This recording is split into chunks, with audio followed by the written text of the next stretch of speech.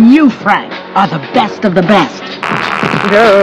Need a bathroom. I need this room immediately. There's a line, man. Police business.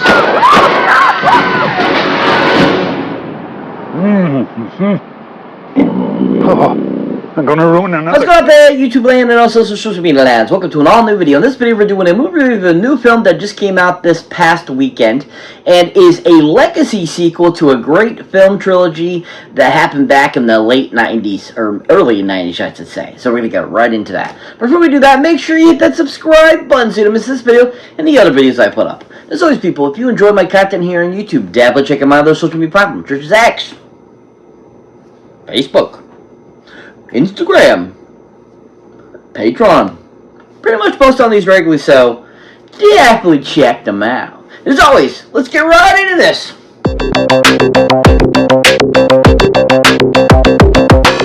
So welcome one and all to an all new video. So like I was saying before, I've been doing a movie review of a new film that just came out this past weekend and is a legacy sequel film to a great series that started back in the 80s called The Naked Gun. Yeah!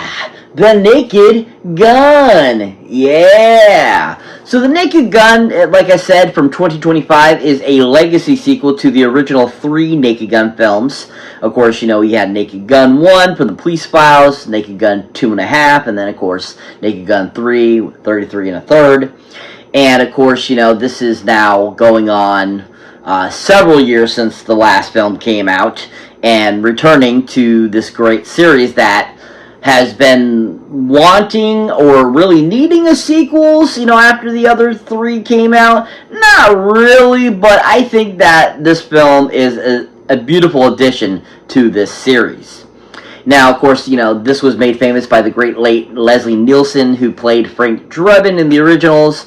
He was absolutely awesome as a character. He made the film so much fun. And, of course, we have great cast members such as O.J. Simpson and George Kennedy as well. And it just was such a great series. And I tell you, this movie beautifully adds to that great heritage of those original films. Not only is this film like one of those classic slapstick raunchy comedies, it is exactly what I was looking for in a great comedy film once again. And I love that they kept it so pure to the original films and kept it stupid and lighthearted and just dumb. That was made this film so much better and so much funner and just made it so nice to feel something once again, a great comedy film that I haven't seen in, you know, at least, you know, 15 years. And it's so nice to just see something that was, you know, taking from something previous and really well done, extended and added and given something that made it fresh and new. Now, of course, you know, this time around, it's all the kids of our original team members of the police squad that are involved in this new film. We have, of course, Frank Drebin Jr., we have George Kennedy Jr.'s kid, we have O.J. Simpson's kid, we have several different, you know, people returning character that are supposed to be their children.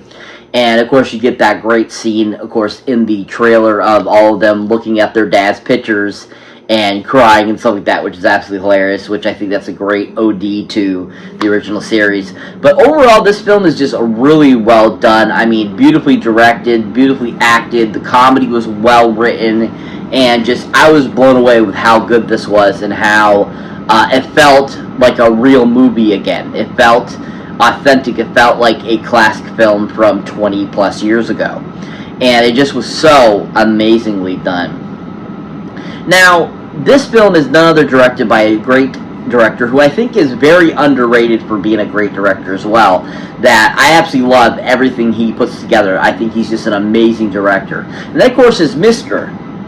Akiva Schaffer. Oh yeah, Akiva Schaffer. Woo, Akiva Schaffer. Yeah.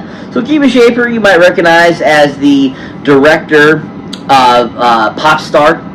You might recognize him as the director of the Chip and Dale movie that was on Disney Plus and so forth. And, you know, Akiva is a great director. I think he's absolutely underrated, like I said, and doesn't get enough credit for how talented of a director he is. And I love that he keeps it classic and he keeps it feeling old school but adding, new elements from, current times, but keeping it that great 90s feel, or the great, 20 years ago feel, the early 2000s, the mid 2000s, like that, and stuff like that, which was really done well. And I really enjoyed just everything he does with the film and how he kept it so pure to the original films and kept it that stupid slapstick comedy and everything like that, but he added newer things that, were considered, a part of our time now, like Teslas, electric cars, and all that kind of stuff. And it just was so freaking well directed by him, and he just really blew it out of the water for me. And, of course, Akiva is is a great just member of a great trio of the Lonely Island, who's, Annie Samberg, as well as Jorma Tacoma. And, even in those, he was amazing at directing music videos and great at adding such great comedy to their lyrics and all that kind of stuff. And I really feel that shines through in The Naked Gun and gives us this really well done legacy sequel. And I love that they didn't, alter or change anything from the original series and, try to evolve it to a point where it's so stupidly woke or something. I love that they kept it natural and like it was originally and added to that greatness and kept it that way. And I think Akiva did a great job of giving us that perfection of this movie. Now, if you haven't seen anything Akiva Schaffer has directed, definitely a great film to check out of his that I absolutely love. It's a great film that came out in the early 2000s called Hot Rod. Yeah! Hot Rod! Yeah! Hot Rod is such a great movie, and Akiva knocked it out of the park. It is so fantastic from beginning to end. The comedy is perfect. The writing, the acting, the hilarious slapstickness of the film, the stupidness of the film are all on point, and Akiva did such a phenomenal job putting that film together. I mean, some of the jokes and some of the scenes were just on point for that type of film. And at the same time, I think Akiva did a great job of kind of interweaving kind of the tropes at that time with some older tropes and some tropes that we hadn't even seen yet. And I also love that he made it where it's like kind of like almost like an Evel Knievel kind of ripoff, but at the same time he like makes it like super hysterical. And I just think that shows a really great talent of a director, that he gets some of the great visuals throughout the film too, especially in some of the sequences where there's action going on. And he just made such a freaking phenomenal film. If you have not seen Hot Rod for Akiva Schaffer's directing, check it out. It's worth the watch. Amazing directing, really well done. But overall, I really enjoyed what Akiva did with this movie. I think it's a solid addition to that great series. I think he beautifully directed it and just made a well-done sequel that is a great legacy sequel as well, adding to that great humor that we got in the past, but adding some great new people to that mix. If you haven't seen anything Akiva Schaffer has directed, go check out The Naked Gun features now. He did a phenomenal job. So this movie has a really great cast, new characters being added that are, additions to those great legacy actors and actresses that were a part of this film series that really shine and give beautifulness to everything that was, the predecessor. And I absolutely love just what they did with this film, because all these people, all these new actors and actresses really embodied who they previously are supposed to be like, or who they're supposed to be the son or daughter of, or they're supposed to be related to, and so forth.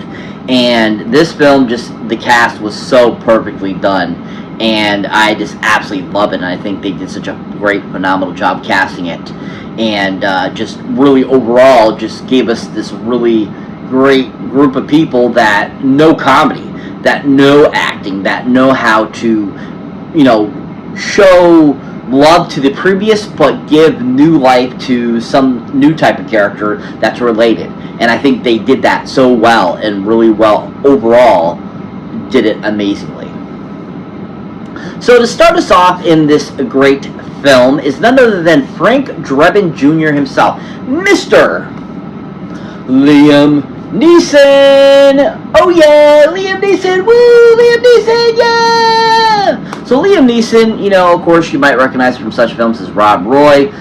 You might recognize him, of course, as Qui-Gon Jinn from Phantom Menace. You might recognize him from, you know, How to Million Ways to Die in the West. You might recognize him from Commuter. You might recognize him from a whole bunch of things over the years. And he is just a fantastic actor. I absolutely love Liam Neeson. He rocks it. He kicks butt. He does such a great job. And, I mean, of course, he really became an action star when he started doing the Taken films. But at the same time, he's really good at comedy, too, which we saw in A Million Ways to Die in the West. And we've seen in subsequent other films that he's done where it's been either dark comedy or somewhat comedy as well. And he was a perfect fit to take on the Leslie Nielsen role. Not only does he look similar to Leslie Nielsen, his name is very similar to Leslie Nielsen. And from my understanding, he actually got misplaced by several people that thinking he was Leslie Nielsen, you know, throughout his career, even when Leslie Nielsen was still alive. And I think that's hilarious, and that people thought that he was Leslie Nielsen.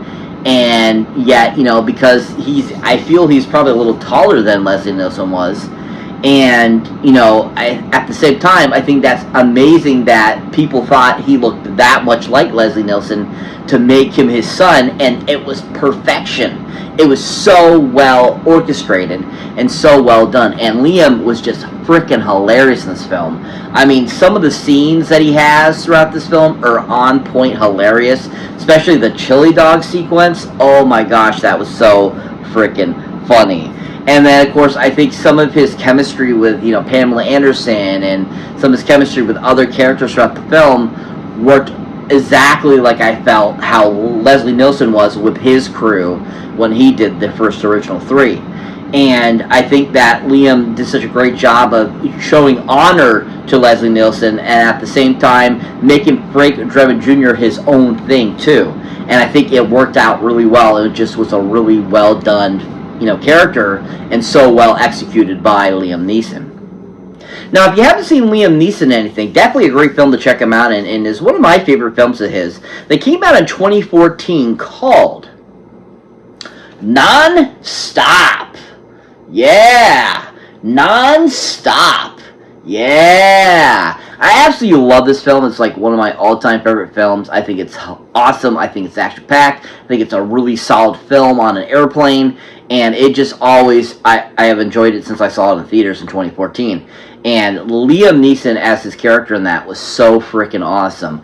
I love his fight sequences. I love his strategy. I loved everything about his character. And him dealing with the death of his daughter. And him dealing with, you know, his life change because of that. And it was just so well, you know, written, but so well executed and played by Liam Neeson. And I think that he doesn't get enough credit for how amazing he was in that film with, you know, a great ensemble cast. I mean, you had Julianne Moore in it, you know, along with Scoot McNairy and so forth, and they all played off each other so well, and Liam was just such a great character in that, and just a really solid performance by him. If you haven't seen Liam Neeson anything, definitely check him out in Non-Stop. He was absolutely phenomenal in that. But overall, he was phenomenal in The Naked Gun as well. I think he exudes Frank Drebin Jr. to perfection, and I absolutely think he was a perfect choice for the character, and just was so amazing in this film. If you haven't seen Liam Neeson in anything recently, go check him out in The Naked Gun now. He was absolutely phenomenal. So I want to briefly talk about Miss Pamela Anderson, who, you know, of course, we all have recognized from a few films over the years. Of course, she's most recognized for, of course, being in Baywatch, which was her big claim to fame, if you think about it. She originally was on Home Improvement for a brief time as the Tool Girl, if you did not know that. And then, of course, her other big claim to fame during the 90s was that film Barbed Wire, which was considered a huge failure, but at the same time became a huge hit, you know, because of her and her being naked in it. But overall, I don't think Pamela Anderson's anything that great of an actress. I know she's gotten some vibes from that film she did last year, The Last Showgirl, but I think she's not anything that great. And so I just wanted to say that I think in the film she does an okay job, and I don't think it's anything that great. But overall, I think that she played off of Liam Neeson decently and gave us kind of that Priscilla Presley feel that we got from the original film, but just not as, I thought, authentic and as good as Priscilla Presley did in the original series. So I'm not a huge fan of her acting, Pamela Anderson, but overall I think she did an okay job. But that brings me into the next actor I'd like to talk about that I think it was a great addition to this film and a great, amazing, supposed to be kid of George Kennedy in the film that is just, I think, a great choice. And that, of course, is Mr. Paul Walter Hauser. Oh, yeah, Paul Walter Hauser. Woo, Paul Walter Hauser, yeah. Absolutely love Paul Walter Hauser. I think he's a phenomenal actor. He's a great comedian, but at the same time, he can play some really great serious roles. But his forte really is, comedy, and he just is always fantastic in anything I ever see him in. I love his characters always. I think his characters are on point, and I always think that his characters feel very authentic Paul Walter Hauser. And I think that, a lot of his characters over the years, usually kind of play out like dumb characters, but at the same time, he plays the dumb character so well, you don't even think he's dumb, you just think he's, funny. You think he's hilarious. And that's what he brings, of course, to, I feel, The Naked Gun. Even though his part wasn't super huge in this film, I still absolutely, enjoyed what he brought to it, especially when Frank Drebin Jr. is getting chewed out by CCH Pounder. And he's like just agreeing with everything she's saying, which is absolutely hilarious, and I absolutely love it. Especially when he's like doing this.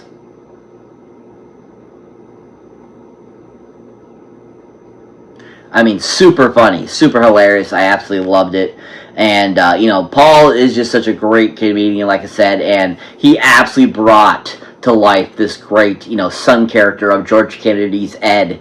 And I just absolutely loved him. I thought he was so freaking awesome. He has some really great, scenes in the film, that are just priceless. Especially the scene where he gets all messed up with the electric car thing when Frank is being shown this new electric car that was given to them, and he's like getting hit by things, and he's like noticing things happening and people escaping the jail and stuff like that. It's super hilarious.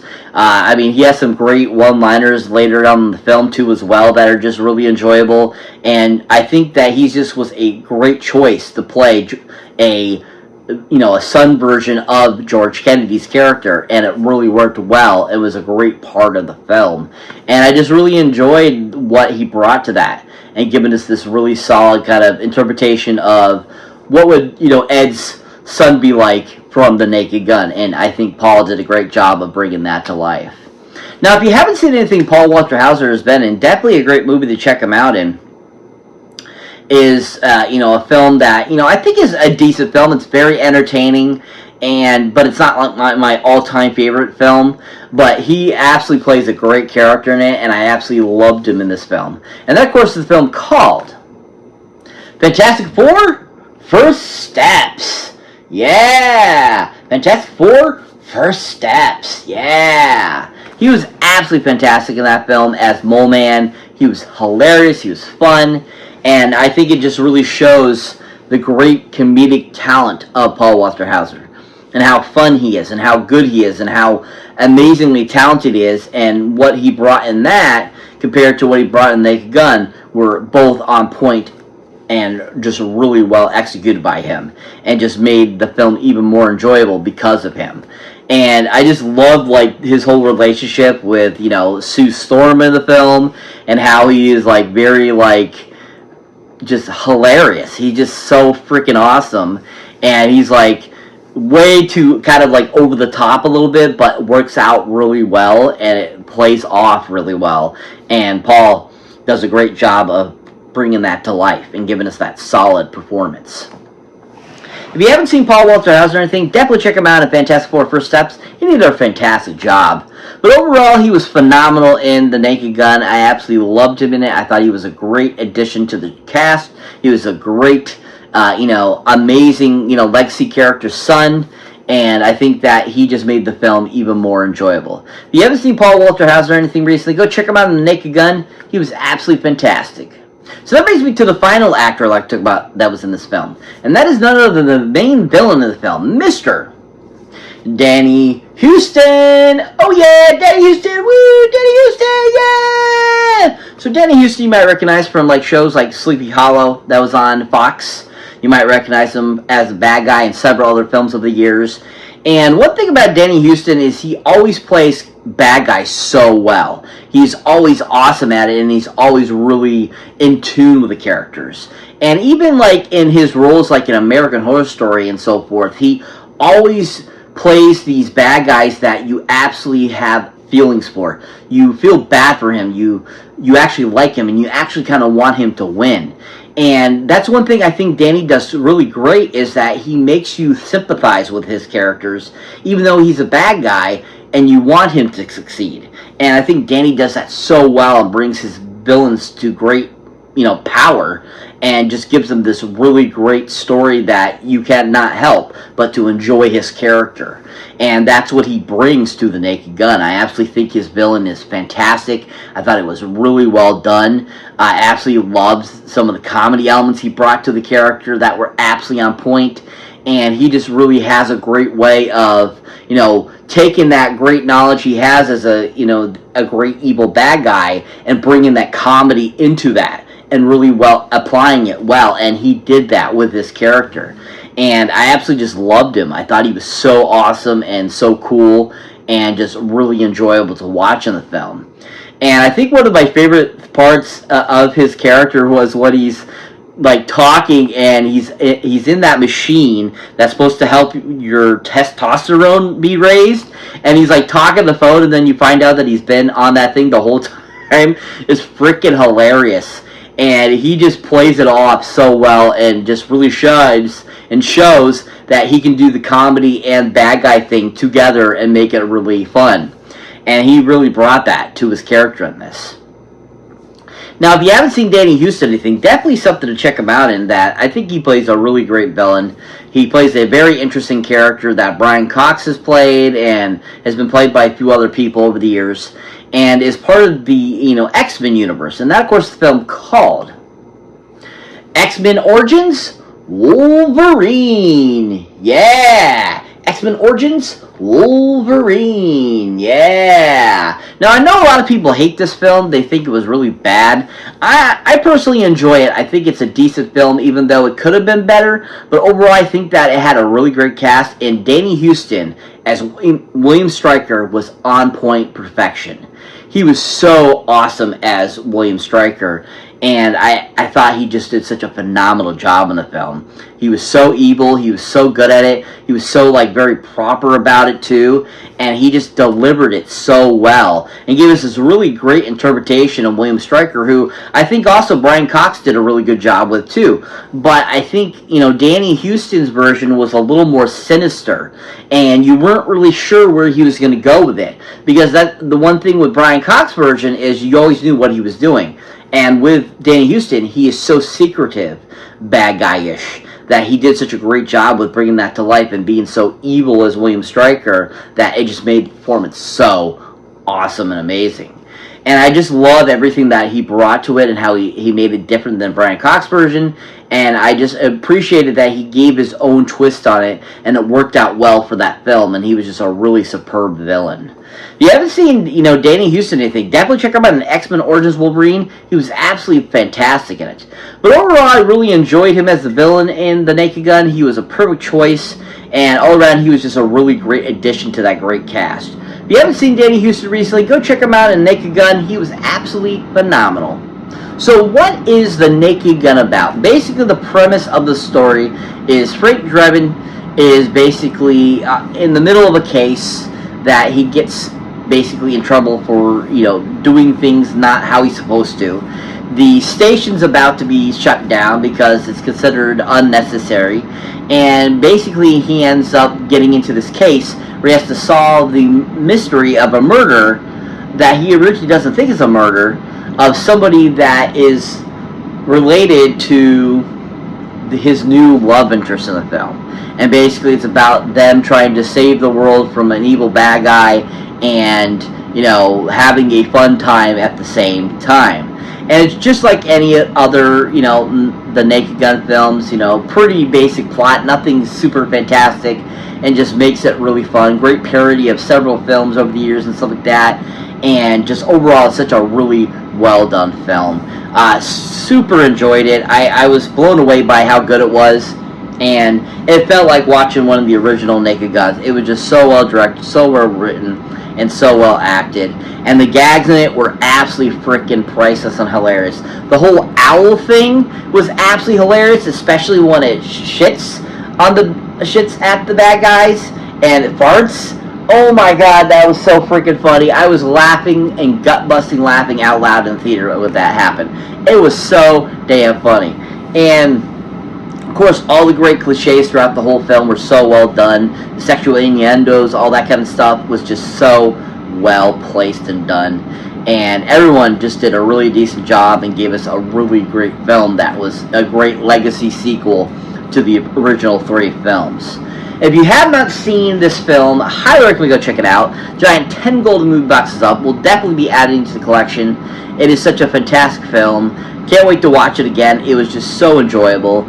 And just everything about it was so beautiful and so well done and executed, and a great tribute to those original films. I absolutely love at the very end of the film too that they give homage to the opening sequences to several of the other films as well. That was really cool. If you haven't seen it yet, go check it out now in theaters.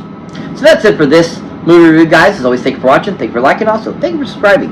And if this is your first time here, or you have been here before, don't forget to check out the other new videos I haven't seen on yet. As always, people, huge shout out to my subscribers, new and old. Thank you so much for being a part of the channel. But if you really want to help the channel out, please become a part of my Patreon, where once you become a member, you get access to all kinds of extra crucial you don't get here on my YouTube channel. Plus, also, you get to pick out something for me to review for you. And also, you get access to bloopers, outtakes, all that kind of cool stuff, merch, all that amazing stuff. So definitely check it out. As always, catch you in the next one.